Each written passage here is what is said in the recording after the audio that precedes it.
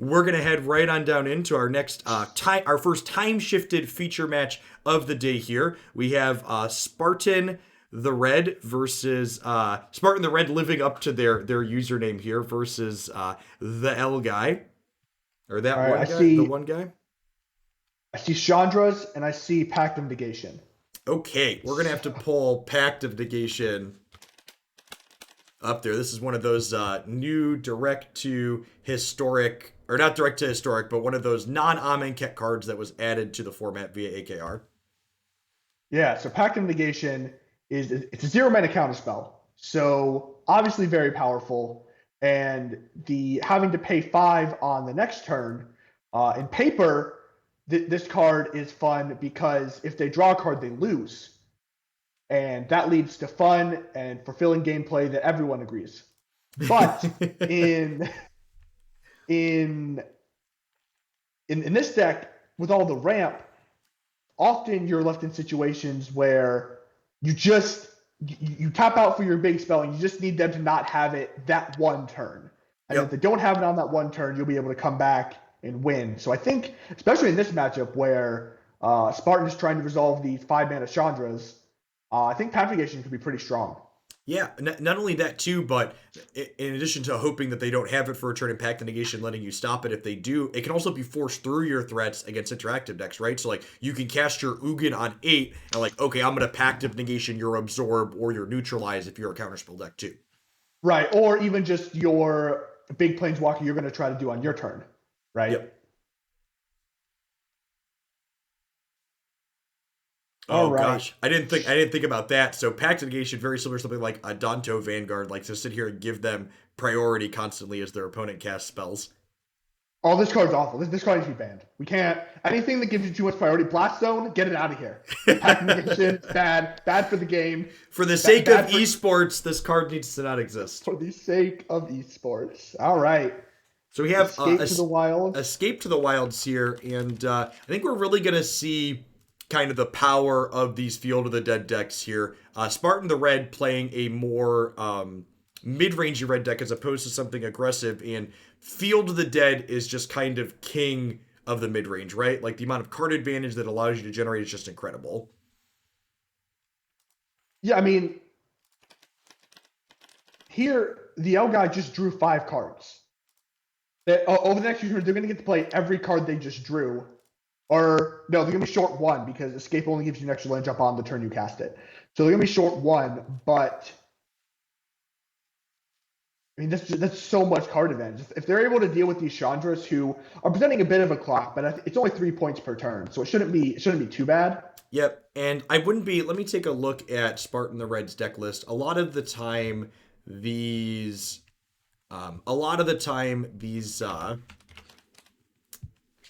Chandra decks don't kill you with Chandra Heart of Fire's ultimate.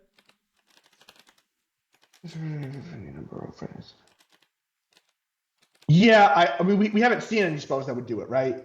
You'd need a lot of lightning strikes. Yep. And based on the way the rest of the deck is configured, I would expect more like Anger of the Gods. Or I guess Glorybringer. That's a good card. Glorybringer is not a bad one. We don't see, so notably missing from the glut of Chandras on Spartan's side here is we don't have a Chandra Awakened Inferno that can clean up the board here. So I think we're probably, I guess we could see 5-mana Chandra spin here and try and draw. Like you discard your 4 cards and hope to get something useful in your 3. I feel so bad. Yeah, I mean, like you're not winning otherwise though, probably, right? Yeah, I guess so. Maybe you play the Mind Stone first. If you play, well, I assume you'd want to be drawing to like Awakened Inferno plus a land. I guess it depends on how many like 3-mana sweepers. Okay, when we see Spartan just choosing to race here. I suppose Spartan is at 20, and there's only 11 in play. If Glorybringer gets down here and attacks for 4, and we see that Pact negation, we're tapped out, but there's that no button. Yep. Bang.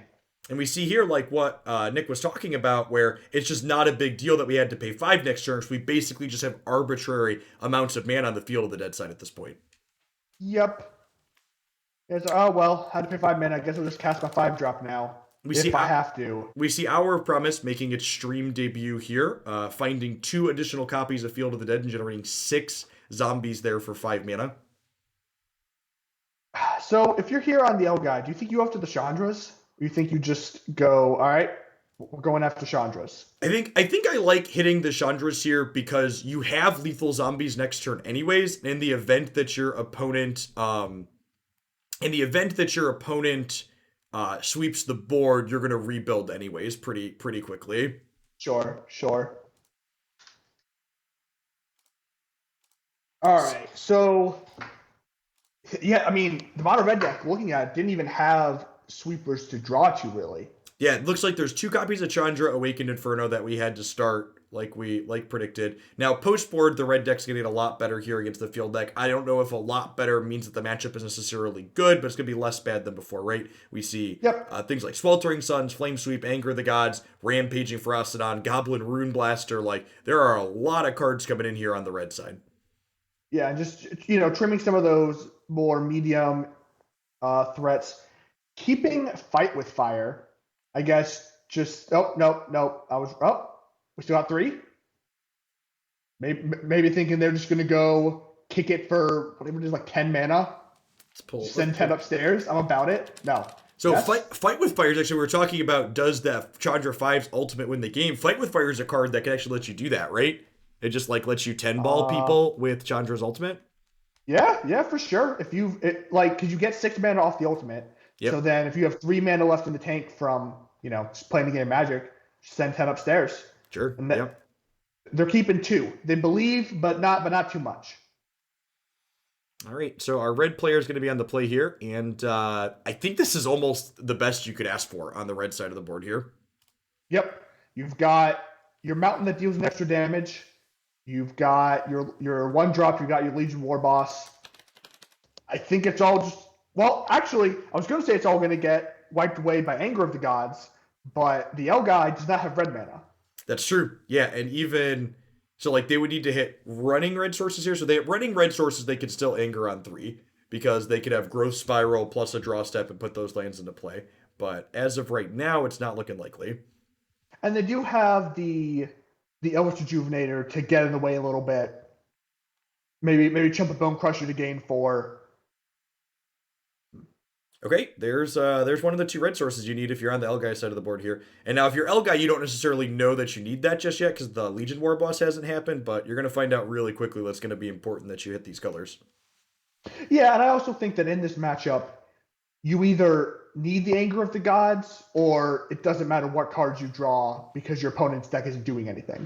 Sure, yeah. So I think they're going to, even without knowing the Legion War Boss, I think they were going to try to optimize for hitting that Anger of the God as soon as possible. And Eldritch Rejuvenator looking 5 cards deep, even if, they didn't hit it now, but they have a lot of looks. Yep. Yep. Not gonna have that turn 3 anger, but turn 4 anger probably gonna be good enough. And if you're on Spartan side of the table here, you could get into a lot of trouble with another War Boss in play. Now Chain Whirler, yeah, I like this. So Chain Whirler means you keep War Boss in the tank in case they have the sweeper, but you still clear out the blocker. Yeah, it's a little awkward here that the remaining mana is all colorless, so they can't get the Bone Crusher down also. I feel like you kind of want to, stop this turn, try to play out next turn, and hope you can power through. But this is going to be rough for Spartan. The L guy's going to play Rejuvenator and Anger. Correct, yeah. And then if you draw a land in your deck that's almost half lands or half lands, next turn you get to Ugin, and then we're probably done at that point. I don't know, man. I've played this deck. It's not actually half lands. It's actually half 5-drops. And it's actually half 5-drops.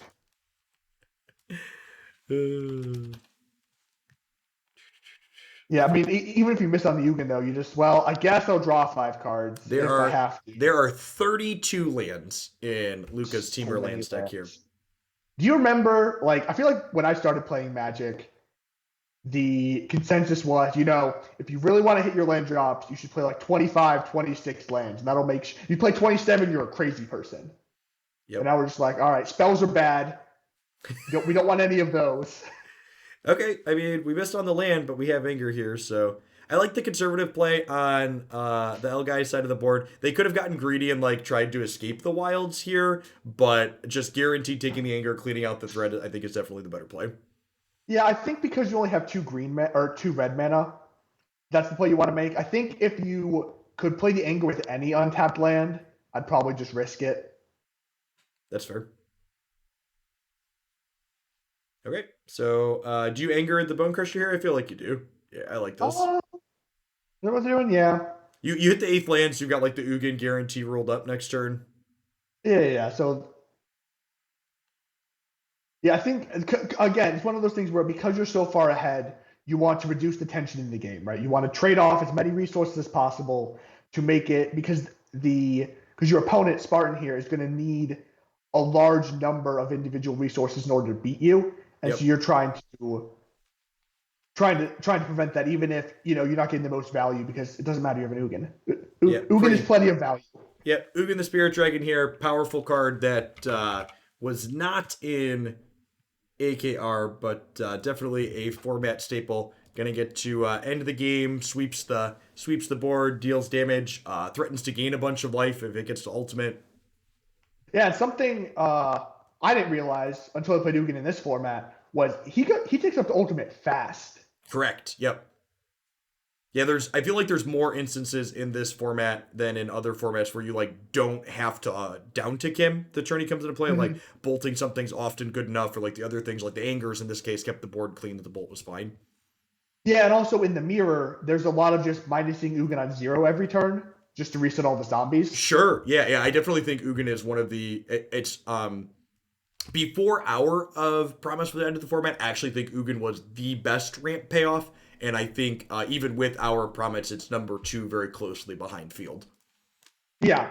I think Field is just so hard to be better than Field when you don't pay the cost to put it in your deck, right? You're never looking at Field thinking, dang, I wish you could cast this. You can just it's land. You just put it in there. It always makes mana. It can give you some color issues, but the floors are so much higher. Yep. All right. So let's find out. Let me take a look here. So those are our two feature matches for the